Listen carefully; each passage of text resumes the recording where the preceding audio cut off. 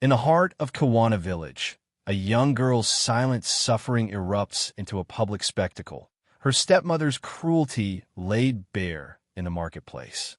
As the crowd watches in hushed complicity, a solitary farmer, Baraka, steps forward with a startling offer. Don't hurt her. Sell her to me. With those words, he doesn't just save Azima, he ignites an unlikely bond, forged from shared scars of abandonment. On his quiet farm, where the earth demands as much as it gives, two wounded souls begin a journey of healing, defying the village whispers that question his motives. Will this act of compassion bloom into something deeper, or is it merely a transaction of freedom? Don't harm her. Sell her to me, the farmer said when he noticed the stepmother hitting her daughter, who had been left by her father and mistreated by her stepmother. Azima's existence was a quiet torment until the moment her stepmother's viciousness exploded into a public assault in the center of the village marketplace. As everybody observed without speaking, one individual intervened. Baraka, the solitary farmer, presented an unforeseen proposal. He secured Azima's liberty using only his speech. He brought her to his farm, a location of quietness and diligent labor. The villagers started to murmur, speculating about the real motives of that enigmatic man. Had he acquired a spouse for himself, or merely a helper? What nobody understood was that Baraka recognized in Azima an echo of his own history, a life defined by desertion. And that salvation wasn't a gesture of kindness, but the start of an improbable connection where two damaged spirits would discover in one another an opportunity to begin anew. The route from the village of Kawana to Baraka's farm was a dusty path bordered by trees that were familiar with the quietness of people bearing loads too heavy to share. Baraka was among them, a man of limited speech, a straightforward look, and rough hands. He carried the burden of a merciless existence. Orphaned from a young age, he had mastered labor before he mastered trust. The locals admired him, but nobody ventured to label him a companion. They claimed he chose to live in isolation, but only he understood how much loneliness had been forced upon him. That day he hadn't visited the market for goods. It was destiny that guided him there. His horse reduced its pace to a trot instinctively, and his gaze caught what no one else dared to halt. A girl being struck like a beast. In the center of the road, dirt blending with stifled cries. It wasn't the strikes that caused the greatest pain. It was the lack of even one hand lifted to protect her. And that's what Baraka perceived beyond the blows. He saw desertion, stark and revealed in front of a mute audience. When Baraka dismounted from the horse, the noise of his boots on the parched soil pierced the atmosphere. The whispers ceased, the sellers looked away, and the kids halted their play. Nafula's hand remained lifted, but she didn't hit again. Baraka's stare was too intense to disregard. He gazed at the woman for extended moments, then stated, "Don't hurt her. Sell her to me." The statement struck the quiet like a rock. The terms, although basic, conveyed something indefinable. It was beyond a proposal. It was a verdict or ruling. Nafula sneered, adjusting her skirt and emitting a brief chuckle as if dismissing the man. "Then take her. Let's see how long you endure with this worthless creature," she said, ejecting the final term as if it were a beast. "You owe me nothing. She's free." Free. Azima heard it, but didn't comprehend. Liberty had never been a possibility in her life. She gazed at the ground, too frightened to raise her head, with scraped knees, a swollen face, and a spirit withdrawn into itself. Baraka offered his hand, but she paused. For the initial time, someone was providing her something, and she didn't know if she was permitted to take it. Without speaking, he just proceeded forward. Azima trailed, not from decision, but because her exhausted feet recognized there was nothing remaining in the past. The villagers who observed it all remained silent. Some women made the sign of the cross. Others shook their heads, but nobody intervened. Nobody provided refuge. Nobody objected because in the village, the suffering of others was viewed as part of the environment, and Azima had long become overlooked background. During the return journey, the quiet was dense. Baraka didn't glance backward, and Azima didn't dare to look around. He didn't instruct her on destinations or tasks. He merely climbed onto his horse and proceeded at a slow pace. Occasionally, he looked to the side to check if she was still following, and she was, with gradual, injured but consistent steps, because for the first time, there was someone in front. Not forcing, not yelling, just advancing. When they arrived at the wooden entrance of the farm, Baraka opened it with an ancient key, the type that creaks with weary metal. The noise resonated like a declaration. A fresh tale was commencing there, even if nobody knew its course yet. He indicated the clay dwelling with a basic veranda. "You'll sleep there. There's a bed, water, and bread. If you want it," she didn't reply. Didn't even express gratitude. Just entered. Baraka remained outdoors briefly, gazing at the sky that hinted at rain despite the bright sun. It was as if the natural world itself was perplexed, similar to him. He had obtained a girl's liberty with nothing but his voice, nothing else, and now he was unsure what to do with it. Inside the space, Azima softly closed the door. She sat on the bed's edge, examined her hands, soiled with dirt and congealed blood. She touched the pristine sheet cautiously, as if fearful of soiling something too lovely for her. And that evening, for the first time in a considerable period, she drifted off without weeping. She didn't have visions, but she didn't weep either. And occasionally that's sufficient to start fresh. That Baraka's farmland was bountiful but challenging, just like existence. Productive ground, but it only produced for the effort of those skilled in cultivating it. When Azima reached there were no addresses, no cordial receptions. The wooden entrance shut behind her with a gradual, nearly formal creak, as if declaring, "Here a new era starts." But neither she nor Baraka knew how to handle that era. The dwelling was basic but tidy. The aroma of roasted flour and firewood still smoldering in the oven emitted an odd feeling of ease. Azima, accustomed to being handled with scorn, paused before fully entering. She stayed in the entrance, her feet still outdoors, like someone uncertain if they're permitted to enter a spot they've never been welcome to. Baraka didn't urge. He merely indicated, without speaking, to an adjacent room. The door was partly open. Within, a wooden bed draped with a dulled blue sheet, a container of fresh water, and a straw mat tucked in the corner. Azima stepped in with brief, sluggish movements.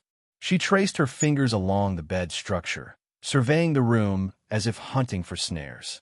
There were no yells, no commands, just quiet. In those initial days, the quiet between them was like a third resident of the home. Azima would rise early, clean the veranda, brush the yard, gather wood, and perform what she had always done. Labor without inquiring, comply without understanding. Baraka, on his side, departed for the fields before the sun fully rose and only came back when the trees' shadows extended far over the soil. They barely glanced at each other. She didn't talk, nor did he, but there were actions. One late afternoon, Baraka placed a fresh bread loaf on the table. It was still hot. He didn't declare it was for her, but he exited the room, and moments later, Azima took a portion with shaking hands. She consumed it gradually, like someone fearful it could be reclaimed. The following day, the bread appeared again. One morning, while Baraka was nourishing the goats, he observed Azima on her knees in the yard, polishing a pot until it gleamed. The sun struck her face, and she narrowed her eyes, but didn't halt. That ordinary sight moved something within him because she wasn't merely cleaning a pot. She was regaining her self-respect, one polish at a time. That evening, he put an additional blanket in her room. The climate was becoming cooler, and she had a mild cough. She observed but remained silent. She just drew the blanket to her chin and for the second time drifted off without tears. Gradually, Azima started to tend to the house with greater care.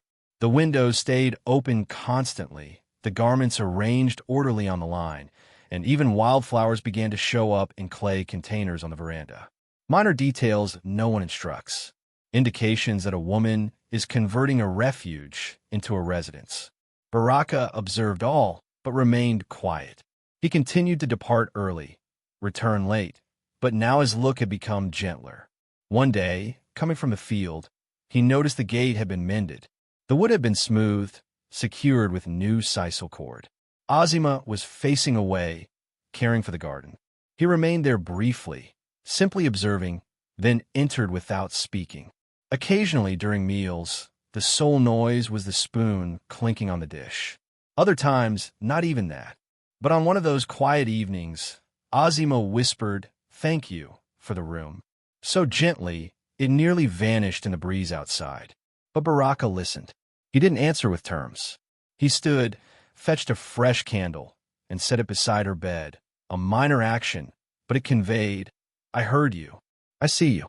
The quiet between them wasn't vacant. It was a progression, a link. Gradually, Ozima ceased walking with slouched shoulders. She began to gaze forward, even if she still didn't know her destination. And Baraka, who had never understood how to nurture anyone, was beginning to discover that to accept someone isn't about elegant terms or vows. It's about unlocking the door and not shutting it once the other enters. There, on that modest farm concealed amid the undergrowth and the village's murmurs, two spirits were discovering what it signified to start over, even if they didn't yet know its name. Time in the village wasn't gauged by timepieces, but by looks, and it only required Ozima raising her head slightly higher for the gazes to commence. Inquisitive, piercing, uneasy, the elder women, positioned on the wooden seats around the plaza, between one stitch and the next, started interlacing words with the same precision they applied to align their threads. And once the words began to circulate, the inquiries arrived infused with venom masked as amusement. "Did you see?" He brought the girl into his home. Inquired the most talkative among them, Mama Jalea, a woman with a rough voice who never overlooked a single detail. "I saw. Yes, right in front of all. Like purchasing a chicken at the market," answered another, shaking her head. "Rumor is it wasn't from compassion. They say old Baraka grew weary of solitude and acquired a spouse for himself. Young, exactly how men prefer them," contributed a third, her eyes squinted with doubt. The amusement was subdued, like far-off thunder prior to the malice storm, but nobody dared utter these to his face. Baraka was esteemed, but dreaded. He was never inclined to quick grins or casual conversation at the market. Always proceeded with a straw hat drawn low over his eyes, and when he spoke, each term appeared weightier than his frame. That's why the murmurs remained on the fringes, in the home corners, on the tailor's seats, in the stream side, talk amid laundry loads. Ozima, from her perspective, said nothing, but she sensed it. She knew. She captured pieces, observed the oblique looks and distorted grins. Still, she continued cleaning, brushing, gathering. She didn't desire visibility, but she didn't wish to vanish either. She existed in the middle, trapped between a history that still ached and a future that still scared her. It was during one of those serene mornings that Baraka, after discovering the enclosure fence damaged, requested aid from the nearest neighbor, Mzikumi. As they fixed the wood, they heard a woman afar, her voice oozing with mockery. "They say he even offers the servant coffee now." Servant or spouse? Difficult to distinguish. Baraka glanced up but remained silent. He just pounded more forcefully, as if the nail sound could overpower the offense. Hours later, upon returning home, Ozima was brushing the veranda. He neared gradually and said, without direct eye contact, "They're saying I bought a wife." Ozima stiffened. She didn't know how to respond. Her cheeks reddened, not from pride, but from embarrassment. The term bought still pained. Even after all, Baraka exhaled, rested against the doorpost, and stated resolutely, "I bought her freedom." Nothing more. There was no show in those terms. No effort to act heroic, just the unadorned truth, unrefined, like arid soil before precipitation. He didn't owe explanations to anyone, but for the first time, he opted to provide one. Not for the villagers, for her. Ozima nodded slightly, and in that quiet motion, something harmonized. It wasn't fondness yet. It was esteem, firm foundation. In the ensuing days, the rumors persisted, and as typical, they evolved. They claimed Baraka provided the girl fresh garments, that he permitted her to rest late, that he wasn't the sort of man to nurture anyone, so that circumstance must have another label. But there was something intriguing. Nobody ever stated it directly to him. One afternoon, Mama Jalea, the identical one who initiated those toxic remarks, attempted to mention it at the market while Baraka selected okra seeds. Taking good care of the girl, Baraka? They say she's already managing the place. Baraka lifted his eyes, gazed at the woman for an extended period, weighty moments, and said plainly, I take care of what's mine, and of other people's freedom too. Mama Jalea averted her gaze and never raised it before him again. In the village, quiet could convey more than any response. And gradually, the jests faded like vegetation without moisture, because there was no outrage, no hidden truth, just a girl who now proceeded with her head elevated. And a man who wasn't embarrassed to safeguard what the world attempted to discard.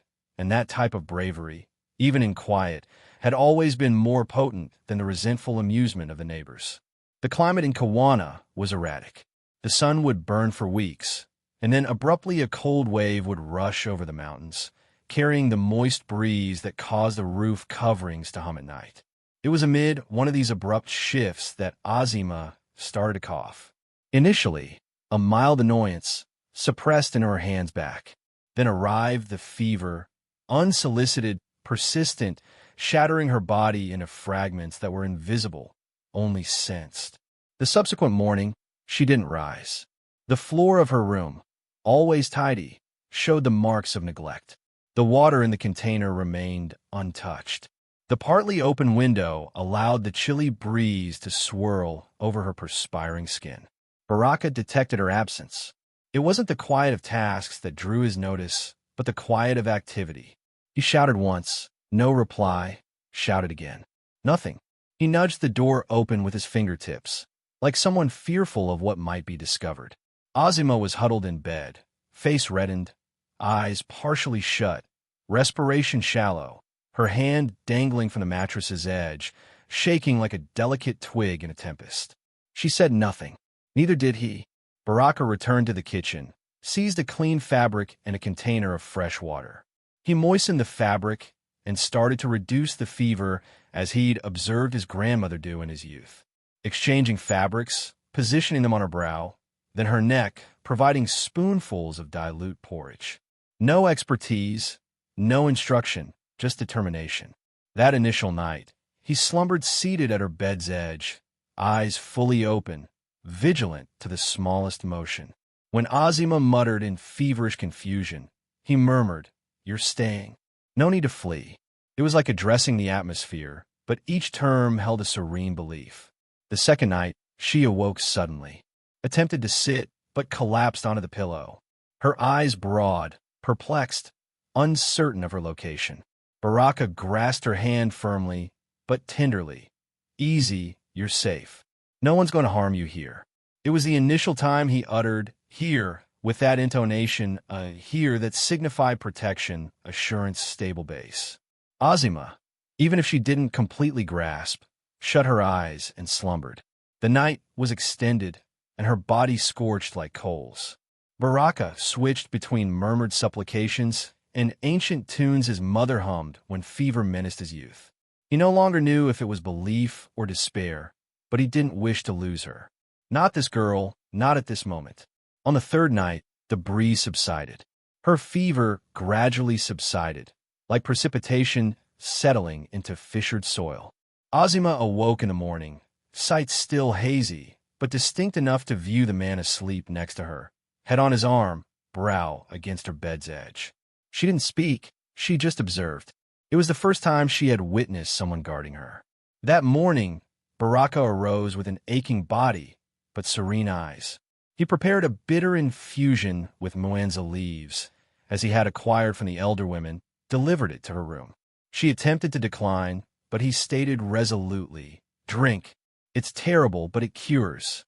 She complied, coughed while ingesting. He grinned a twisted, controlled, almost unseen grin, but it was a grin.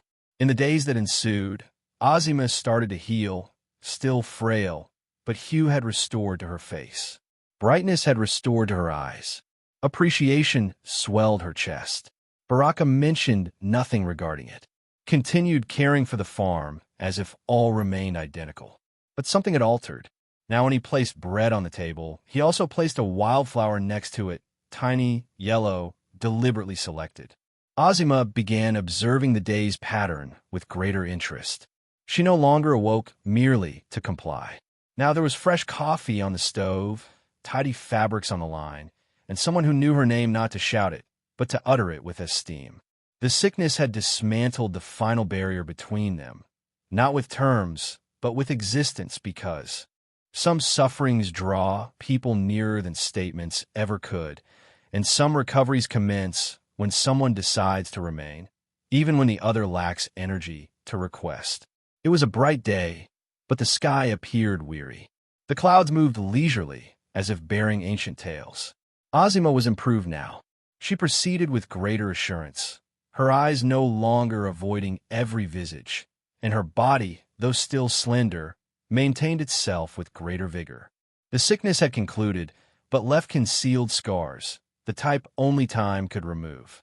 Baraka, conversely, stayed the same in nearly every aspect. Silent, consistent, but observant. Every minor action she performed drew his attention. The manner she creased the sheets, how she exhaled on her porridge before sipping, the way she gazed at wildflowers with eyes brimming with recollections. He knew within her was an entire realm of unspoken narratives. It was on a Saturday, while coming back from the adjacent town with bags of flour and seeds, that Baraka noticed something displayed in a market stall. A blue gown, basic but lovely. The material was lightweight, dotted with tiny white flowers, and it evoked the serene afternoons on the veranda. It wasn't costly. It wasn't showy. It was simply lovely, and he considered her.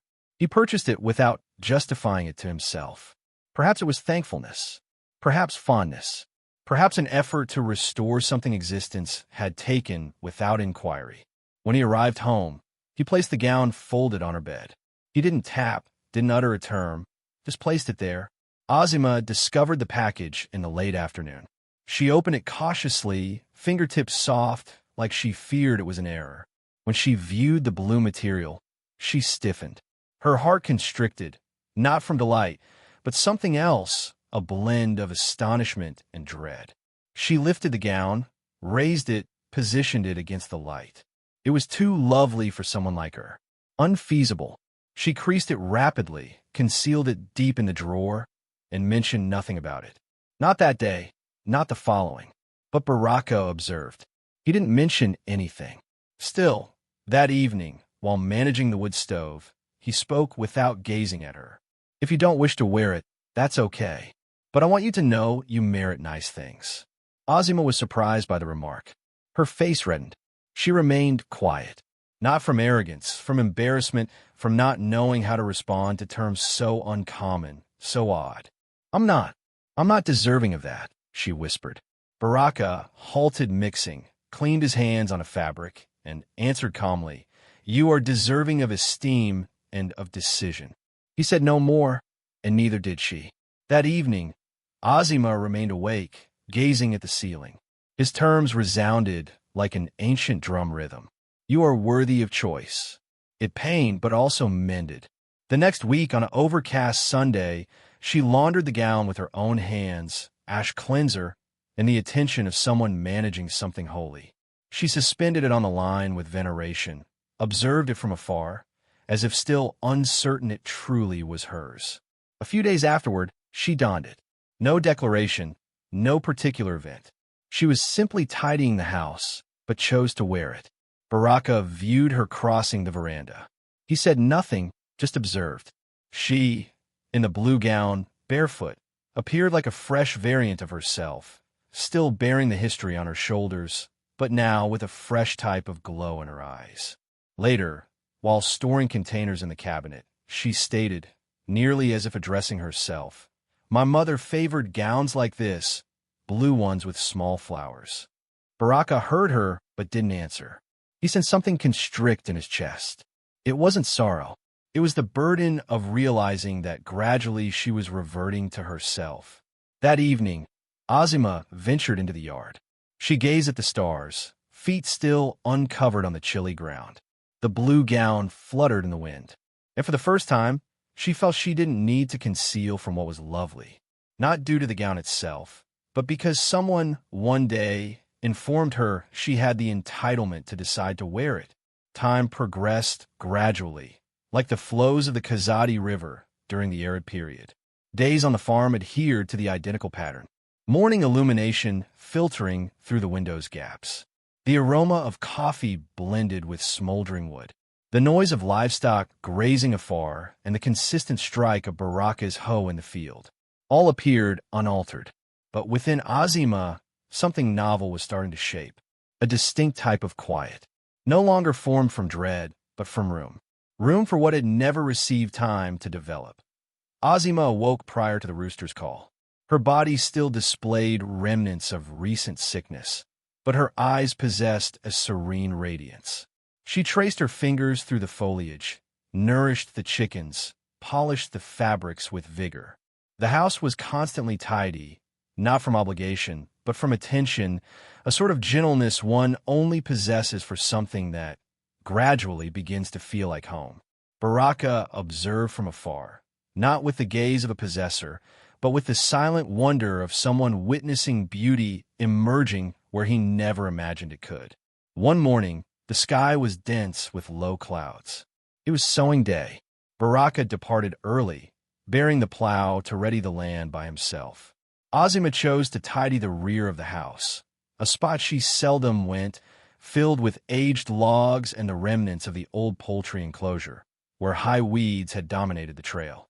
While removing dried foliage and moving branches, she noticed a flower, basic, yellow, tiny, but there it was, upright amid the weeds and disregard, flowering without seeking approval to be. Azima halted. She gazed at it for an extended period. Then she sat on the ground, arms encircling her knees, and stated, more to the breeze than to anybody, "My mother favored these." Her voice emerged light, but complete. It was the initial time she'd mentioned her mother since departing her stepmother's home. The terms conveyed the fragrance of youth, the burden of sorrow, the recollection of a love that never came back. She grinned, not a broad grin, but an authentic one, the type that emerges when the spirit discovers, even briefly, a positive memory. Interred under the debris of suffering, Baraka came back later, hoe on his shoulder, attire coated in soil. He viewed Azima in the rear yard, kneeling near the flower area, the tiny flower in her hands. He didn't speak, but he halted and waited. She glanced up and viewed him observing. She considered concealing the flower, but didn't. She just remained there, still grasping the fragile stem, like someone grasping the final link tying them to the history. It was her preferred flower, she stated, without prompting. She used to say, "Flowers like these only grow where the earth still has a heart." Baraka didn't answer immediately. He approached, squatted next to her, and drew a small pocket knife from his pants. Cautiously, he excavated a small hole in the soil. Then, "Let's plant it again," he stated. Azima gave him the flower. Together, they positioned it in the ground, covered it with soil, and irrigated it with water she fetched from the kitchen. They stayed quiet afterward, gazing at the tiny yellow spot against the dark ground. It wasn't merely a flower. It was a connection, an action, an unseen link between two realms, the one that had been forfeited and the one still awaiting emergence. From that day forward, Azima started to hum while cleaning the dishes. Her voice was gentle, nearly a murmur, but Baraka heard it and never disrupted, because her humming was evidence that something within her was returning or perhaps appearing for the first time. At the market, she proceeded with greater assurance. The women didn't murmur as much any longer, and even when they did, Azima no longer withdrew. There was a serene dignity in her, the type that requires no clarification. In the yard, at night, she would sit with a fabric over her shoulders, staring at the sky. Sometimes she conversed with herself. Other times, she merely heard the breeze. And Baraka, who had never mastered expressing emotions, started to comprehend that love could be precisely that, remaining close, silent, but existent, like the tiny flower that develops amid the weeds. Not because it was welcomed, but because it discovered the bravery to flower. Life possesses its paradoxes, the type even time can't clarify. Occasionally, the identical path someone departs on turns into the one they return via. But with fatigued steps, arrogance removed, and eyes softly requesting an opportunity that might no longer exist. That's how it was with Belozi. After years absent, after deserting his daughter without a message or a hint, he returned, not as a robust man, not as the appealing spouse he once feigned to be. He came back stooped, with a parched cough in his chest, sun-scorched skin, and a bewildered gaze. On his back, a fabric package. In his arms, an infant boy, the offspring of the new woman in his existence, or perhaps now the sole one remaining to him. He reached the market like someone without a destination. Swollen feet, ripped shirt, the infant weeping from hunger. The village women traded glances. Some identified him, others expectorated on the ground in revulsion, but nobody provided refuge. Anyone familiar with the tale of desertion doesn't hasten to offer protection to the abandoner. Baraka was at the market that day, exchanging potatoes for seeds. When he viewed Belozi from afar, he identified him immediately. The man who once exchanged a daughter for his own caprice. The one who abandoned a girl in the grasp of a resentful woman. Baraka observed from afar. He didn't approach. Later, Belozi emerged at the farm's entry. Baraka was repairing the fence when he heard a faint signal from the gate. He glanced up and viewed a man who appeared smaller than the recollection had preserved. He said nothing, just gazed. Belozi, the infant now slumbering in his arms, moved nearer. "They told me that Azima is here," he stated with a raspy voice. "I'm not requesting much, just refuge. A spot to rest for a few days." Baraka folded his arms, took time to reply. "She's here?" "Yes, but she's not a silent girl anymore. She's a woman, and she has a residence, and she has a name." Quiet descended. Weighty. Azima appeared in the entrance. She was donning the blue gown, now somewhat faded from usage, but still honorable. Her eyes didn't shake. She didn't flee, didn't yell, just gazed. It was Belozi who identified her last. Initially, his eyes attempted to recall. Then his mouth opened without noise. Finally, the tears descended. "Azima, my God, She said nothing, didn't advance. She remained there, complete, stable, and what he viewed was something he had never witnessed before. Dignity, not inherited, acquired. "Forgive me, daughter. I was mistaken. The terms emerged fragmented, interrupted amid coughs and remorse. She advanced, gazed at the infant in his arms, a weary child, blameless, then gazed at Baraka, who hadn't shifted. "The boy needs nourishment," she stated finally. She entered, ready to dish, placed it on the table with a tidy fabric. She didn't provide an embrace, but she didn't avert her face. Belozi sat, consumed gradually, like someone savoring disgrace with the nourishment. When he completed, he attempted to state something, but she was already departed. There was no conflict, no yelling, only mute equity, the type that doesn't arise from vengeance, but from reinstated value. That evening, Belozi slumbered on the veranda, the child in his arms, the chill infiltrating. Baraka delivered him a blanket. Not for him, for the child. By dawn, Belozi had departed. Left no message, requested nothing. Perhaps he comprehended there was no space remaining for someone who only returns when needy. Or perhaps he knew that what he shattered couldn't be repaired with delayed visits. Azima didn't weep, didn't reference it. She just cleaned the dishes, brushed the veranda, and proceeded.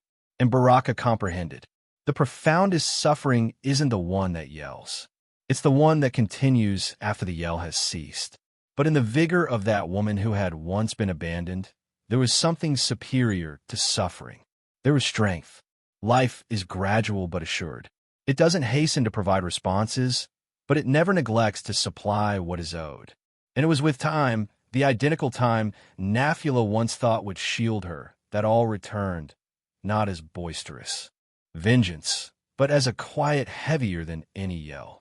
After Belozi's exit, the home where Nafula once dominated became a wreckage. The funds depleted. Conceit faded. The neighbors who used to chuckle with her disappeared. Her elegant garments were substituted by tattered cloths. The voice that once boomed through the yard became a murmur. The hands that only knew how to hit now shook merely to grasp a spoon. It was late in a dusty afternoon, when the sky glowed red, that Nafula resurfaced, but not as previously. Not with rigid steps and her nose elevated.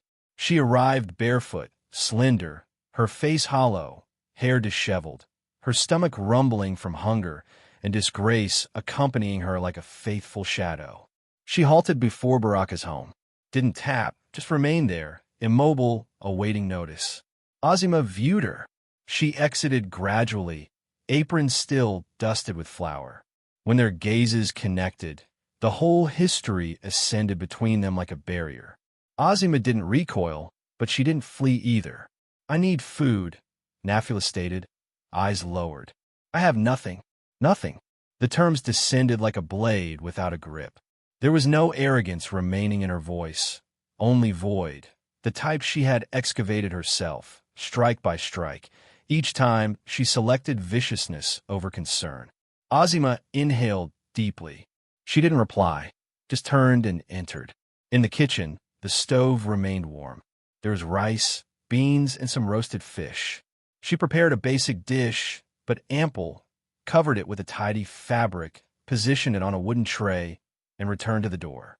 She gave the dish to the woman who had once labeled her a misfortune, who forced her to slumber on the floor, who struck her for any minor error. Nafula accepted the tray with slender, soiled fingers, attempted to speak, but the terms faltered. "You can sit over there," Azima stated, indicating the seat under the mango tree. The stepmother complied. She consumed in quiet. Every mouthful arrived, mixed with degradation and incredulity. Because never, even in her direst dreams, had she envisioned being nourished by the one she had regarded as subhuman. Baraka observed from afar, from the livestock enclosure. He didn't meddle. He knew that instant was hers, to Azima. It was the loop concluding itself, without clamor, without vengeance. When she completed consuming, Nafula placed the dish aside, remained there briefly, gazing at the ground. Then she arose gradually. Azima was already proceeding inside, but heard her murmur, I don't know why you don't hate me." Azima halted, gazed over her shoulder, and stated, "Because whoever bears hate has no room left to sow peace." And she entered. Nafula departed gradually, her feet raising dust. No one knows her destination. All that's definite is that she departed that day with slightly less hunger and much more remorse. That evening, Azima sat in the yard with the identical serene composure as always. Baraka delivered 2 cups of hibiscus infusion. They sat adjacent in quiet. He stated, "Today you displayed more bravery than most individuals possess in a lifetime." She didn't reply, but she gazed at him with a distinct type of glow in her eyes. Because that day, Azima wasn't merely equitable. She was liberated. And liberty, for someone who was once regarded as property, is valued more than any retribution existence could provide. At Baraka's farm, all progressed according to the sky's pattern. When it precipitated, they sowed hastily. When the sun burned, they awaited patiently. And that year, the dryness was severe. The fissured ground resembled a body exhausted by excessive, shattered vows. Leaves sagged, animals lowed more loudly, and even the bird's melody sounded more sorrowful. The villagers murmured that this wouldn't be a productive year, that they'd need to cinch their belts, distribute the scant they possessed, and supplicate extensively. But Baraka didn't murmur, and Azima didn't dread. She brushed the house like someone purifying her own destiny, creased the fabrics like someone organizing fragments of the history. She sowed flowers in the garden and infused hope into the rice container. While the sky remained quiet, she infused the ground with belief. The corn areas endured. The leaves parched at the ends, but didn't drop. The beans, still timid, advanced through the dust. Baraka proceeded amid the rows with a hand on his chin, eyes vigilant. He knew nature resembled people. When nurtured with regularity, it reciprocates in its own period. It was on a weighty, moist night that the noise commenced. Initially faint, then consistent. The initial droplets struck the roof like ancient drums. And soon, the precipitation cascaded heavily, the type that drenches to the core. Azima hurried to close the windows. But before doing so, she remained still, observing the water cleansing the yard, the leaves swaying, the ground absorbing each droplet like quenching a long-suppressed thirst. Baraka exited to the veranda. He remained there, arms folded, no covering, no urgency. The precipitation drenched him, but he didn't shift. He sensed, and next to him, Azima, both silent, only the noise of water interrupting the night's calm. The next week, the crops reacted. The verdancy returned vigorously, as if it had merely halted to accumulate strength. The corn ascended high. The beans extended along the climbers. Even the cassava vegetation flowered. The yield was plentiful. Baskets brimmed. Chickens vocalized more loudly. The livestock plumped. The kitchen aroma was of plenty. Neighbors visited to view and stated, "You were fortunate." The rain arrived precisely on time. But Baraka knew it wasn't fortune. It was tranquility. The tranquility Azima planted in her daily actions. Because since she entered that home, all had shifted to a fresh pattern. The stove ignited more consistently. The animals slumbered more peacefully. Even the breeze appeared to traverse with greater esteem. She was the one who nurtured the residents like someone supplicating with their hands, and he was the one discovering, day after day, that someone's existence can be the utmost grace. One late afternoon, while collecting corn from the field, Azima abruptly halted, her hands coated in soil, her face moist with perspiration. She gazed at Baraka, who was bearing a heavy container, and inquired, "Do you still wish to purchase me?" The inquiry arrived like a gentle thunderbolt. There was no rage, no dread, just sincerity, like someone finally capable of reflecting without disorientation. Like someone who comprehends the history only projects shadows when we don't illuminate the proper light. Baraka halted, placed the container down, aligned his back, and encountered her gaze. He took time to respond, not from uncertainty, but from esteem for the inquiry's gravity. "No, now I wish to share existence, but only if you desire." Azima said nothing, but she grinned, a grin filled with stability, of time, of assurance. Because there, in that field brimming with corn and the scent of damp ground, she comprehended no one could acquire her any longer. She was her own, and for the first time, liberated to select to remain. There was no melody, no spectators, no gems. But there was a serene afternoon, bread newly baked, firewood igniting gradually, and two individuals who had mastered proceeding adjacent without tripping over one another. The sky was bright, with clouds dispersed like fatigued wool, and the farm area aroma was of recently laundered garments. It was a common day, but for Baraka, days with Azima had long ceased being mere habit. They had become existence. He observed her movements, how she cared for the bean containers, how she irrigated the garden with cupped hands, how she patiently awaited the porridge to densify correctly. That woman who had arrived quiet, injured, sold like a load, now proceeded with dignity. She didn't proceed behind nor in front. She proceeded beside. Baraka, who had existed solitary for years, had started to sense that perhaps isolation wasn't the lack of individuals, but the lack of someone who comprehends your quiet. It was following a morning of intense labor in the field that he resolved, not from impulsiveness, but because he knew some decisions shouldn't be postponed, risking the loss of something uncommon. Azima was seated on the veranda, stitching a table covering. The blue gown was no longer fresh, but it was hers, and now she donned it without dread, without uncertainty. Baraka arrived with feet dusted from the field, hat in hand. He halted before her, and for an instant said nothing. Azima glanced up. She detected something distinct in that quiet. "The corn's prepared?" she inquired to ease the atmosphere. Baraka offered a minor grin. "It is, but I didn't come to discuss corn." She placed the fabric on her lap. She awaited. He didn't kneel. He wasn't a man for dramatics. But his eyes, consistent and tender, conveyed all, and his voice emerged gradually, bearing the gravity of what is genuine. Ozima, I know the world never provided you a decision, that they seized you, abandoned you, muted you, but not here. Here, all you possess is yours, including the entitlement to say yes or no. She inhaled deeply. Her heart pulsed slow but robust. I wish to share existence. Share the residence, the bread, the positive days, and the difficult ones. Not because you owe me anything, but because if we're to continue, I wish it to be by your side. Only if you desire that too. Ozima gazed him in the eyes, and in them, she viewed the identical determination from the day he descended the horse and extracted her from that assault. The identical tenderness with which he had nurtured her when ill, the identical veracity in his terms when he informed her liberty cannot be acquired, only esteemed.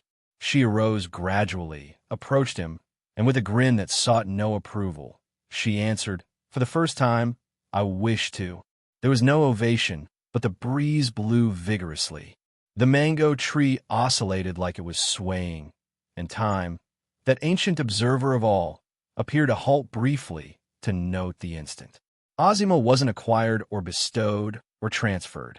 She selected, and that selection, sown in ground that once contained only suffering, became the sturdy foundation of a fresh tale composed of esteem, of distribution, and of a love that doesn't yell but endures. There were no silk gowns, no sparkling gems, no cameraman, no invitee roster of the significant and elegantly attired, but there was fresh bread on the table. There was the fragrance of rosemary diffused across the yard. There were gazes that connected without dread, without obligation, without facade, and above all, there was esteem. It was on a warm late afternoon, under the cover of the ancient mango tree, that Baraka and Ozima united before the village's eyes, not from duty, but by selection. She donned a basic attire, clean cotton. He donned his customary shirt, meticulously cleaned, both barefoot, as if to respect the soil under their feet. The neighbors who once murmured, now merely observed in quiet. There was no derision, no contempt, because love, when authentic, demands esteem, even from the most rigid hearts. The ritual was short. The benediction came from the creased hands of old Mamaya, midwife and guardian of the village's saints. She elevated her hand and stated, May what commenced in suffering flower in tranquility. May the abused seed become a tree with broad cover. And so it was, with terms deeply rooted in actions brimming with significance. No vacant vows, just the assurance of two individuals who selected to proceed together, not to fulfill each other, but to distribute the route. Nafula, the stepmother, didn't arrive. She had departed the village weeks prior, bearing her quiet with her. She wasn't welcomed, but neither was she condemned. Ozima didn't require vengeance. She required tranquility, and that she already possessed. Her father, Belozi, still roamed the village's borders, slimmer, more silent. Some claimed he resided with a far relative. Others murmured he slumbered under the market cover. He never tapped on Ozima's door again, and she never needed to secure it again. Because absolution isn't compelled reunion. It's liberation of the spirit. At the farm, existence continued. The corn developed robust. The beans matured at their own rate, and the residents emanated ease. Ozima now sat on the veranda with a book on her lap and a fabric encircling her hair. Baraka occasionally just sat close and quiet, hearing the noises of the kitchen, the chickens of existence itself. And it was there on that identical veranda where all had started with quiet, that one day, she stated, I thought I'd be a helper for the remainder of my existence. Today, I'm a woman, possessor of my name. Baraka answered only with a gaze, because some terms don't require utterance. They're sown in everyday deeds, in minor actions, in tranquility constructed like a residence erected gradually, but with one's own hands. As the girl once sold for malice became a woman by selection and was cherished without ever needing to be silent. And destiny, that ancient narrator, gazed upon them and grinned, because occasionally equity doesn't arrive with a blade. It arrives with warm bread, a steamed quiet, and a love constructed gradually but never dismantled. If this tale moved your heart, inform us where you're viewing from. Leave a remark below. We'd adore hearing from you. Don't forget to endorse the video, distribute it with your companions and kin, and join the channel. That truly assists us in continuing to deliver genuine and touching tales like this one. Thank you for being part of our community.